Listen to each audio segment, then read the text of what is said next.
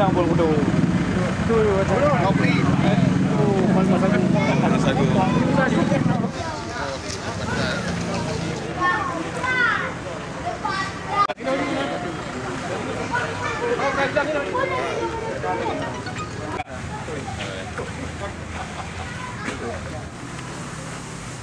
Di mana? Tunjuk tahu cik. Ini boleh masukin rumah lah. Lambung, laga. Laga.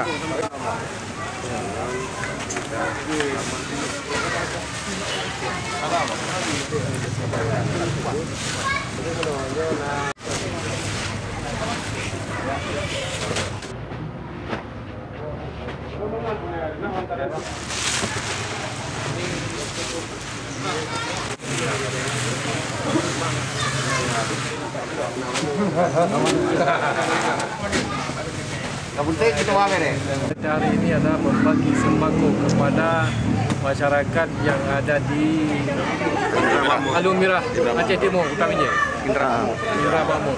Semoga penerima musibah menerima apa adanya daripada kami PA KPA Aceh Timur.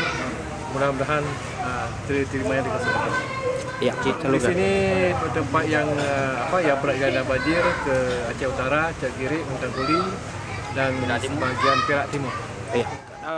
Kalau melihat bencana ini, apakah bencana semata atau ada perpanjangan tangan oknum seperti penembangan liar? Bagaimana? Kita anggap musibah. Musibah. Musibah, bencana alami, kita semuanya dengan menerimanya musibah apa adanya. Adalah ini rahmat. Tapi di samping itu kita juga jadi macam seperti kecewa juga karena kita lihat di Jakarta tanggul yang setiap tahun dibuatnya, tapi akhirnya tiap banjir jebol selalu. Jadi dengan uang yang sebanyak itu, sebanyak 5 triliun lebih kita pulangkan ke pusat. Jadi inilah kebijakan pemerintah daerah di masa depan supaya melihat masyarakat, melihat mana tempat yang kurang baik supaya diperbetulkanlah sempurna mungkin. Ya. Itu tahan.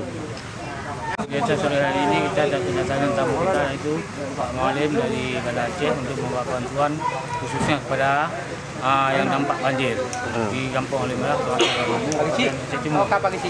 Terima kasih mengucapkan kepada Pak Malim yang telah sudi kiranya memperhatikan ke penduduk kami yang tertimpa musibah, yaitu musibah itu datangnya dari Allah Subhanahu wa Ta'ala.